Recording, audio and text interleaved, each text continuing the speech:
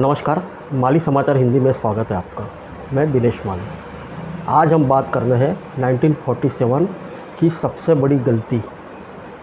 सिर्फ 36 दिन में तय हुई थी भारत और पाकिस्तान की सीमाएं। 1947 की गई सबसे बड़ी गलती की कहानी।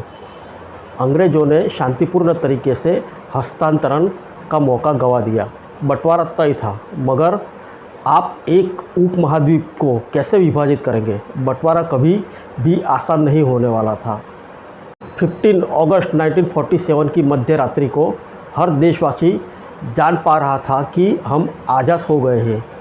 यह भी कि अब हम एक देश नहीं रहे। भारत और पाकिस्तान दो अलग अलग देश हो गए हैं। उन्हें पता था कि उपमहाद्वीप का बंटवारा हुआ है, बस वो इतना ही नहीं जानते थे कि भारत कहाँ ख़त्म होता है और पाकिस्तान कहाँ शुरू होता है। सीमाओं का अब तक किसी को पता नहीं था। यह विचार तब के वाइसराय रहे लॉर्ड माउंटबेटन का था। वे नहीं चाहते थे कि आज़ादी के जश्न में कोई खलल पड़े, मगर ऐसा कहाँ होने वाला था।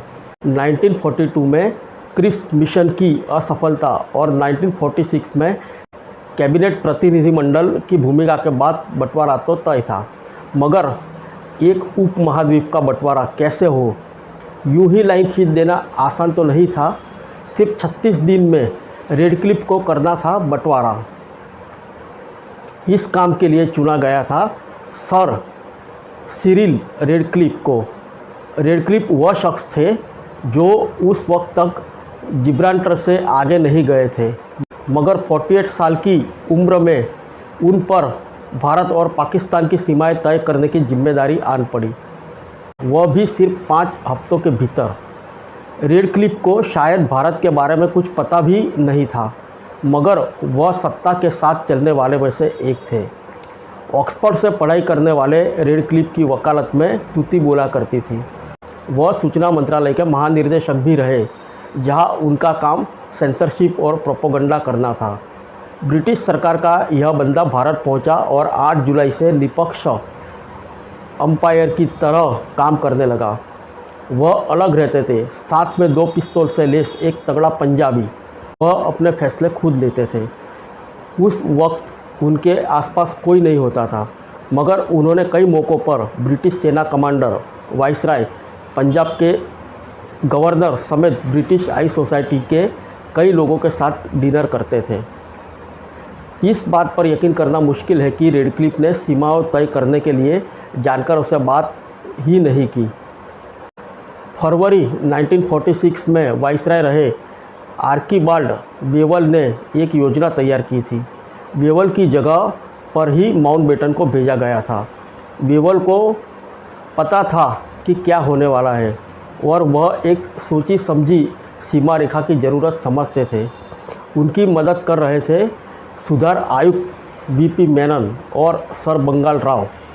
वे तो वेवल के उकेरे नक्शे पर ही रेडक्लिफ ने अपनी सीमाएं उकेरना शुरू कर दिया था। उनके पास मौजूद जनसंख्या का डेटा भी पुराना था। रेडक्लिफ के पास भारत को लेकर कोई खास जानकारी नहीं थी।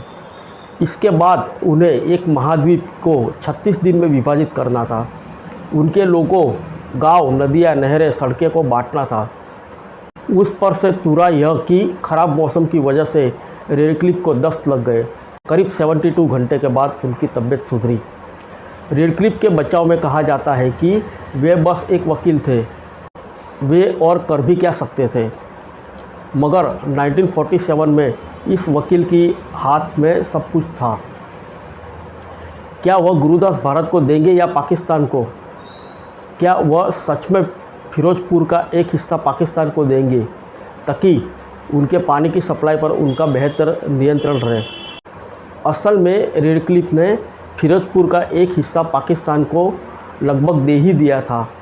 अगस्त के पहले हफ्ते में शिमला में अपने कमिश्नर्स के साथ लंच करते हुए रेडक्लिफ ने कहा कि वे पाकिस्तान को फिरोजपुर का एक हिस्सा देने जा रहे हैं, क्योंकि भारत को गुरुदासपुर मिल रहा है। हालांकि ऐसा नहीं हो पाया। जब इस बात की भनक बाहर तक पहुंची तो हंगामा हो गया। पर्दे के पीछे इतना बड़ा खेल हुआ कि रेडक्लिफ को कुछ ही दिनों में अपना विचार बदलना पड़ा और नक्शा भी। बंटवारे का पूरा ब्यौरा माउंटबेटन को 13 अगस्त को सौंपा गया था, मगर उन्होंने तय किया कि 16 अगस्त से पहले इसे सार्वजनिक ना किया जाए। यानी 15 अगस्त की आज़ादी भारत को यह जानकारी नहीं थी कि उनकी सीमाएं कहां तक हैं। 16 अगस्त की शाम को 5 बजे गवर्नर हाउस के काउंसिल चैम्बर में लियाकत अली खान, जवाहरलाल नेहरू, सरदार पटेल, बलदेव सिंह जमा हुए। 3 घंटे पहले उन्हें भारत पाकिस्तान के बंटवारे का ब्यौरा सौंपा गया। कोई खुश नहीं था। सब कुछ ठीक होने में अभी महीनों लगने वाले थे। फिलहाल के लिए आज़ादी आ चुकी थी और उसके साथ बंटवारे का दर्द भी। रेडक्लिफ के लिए यह घर लौटने का वक्त था। उन्होंने 17 अगस्त को ही फ्लाइट पकड़ी और दोबारा कभी भी भारत नहीं आए। बाद में जब एक रिपोर्टर ने पूछा कि क्या आप भारत जाना चाहेंगे, तो रेडक्लिफ ने जवाब दिया, भगवान ना करे, वह मुझसे कहेंगे तो भी नहीं। मुझे लगता है कि वे लोग मेरे दोनों हाथों में गोली मार देंगे। फिर मिलेंगे नेक्स्ट वीडियो में अन्य किसी विषय के साथ। तब तक के लिए इजाज़त दीजिए। नमस्कार।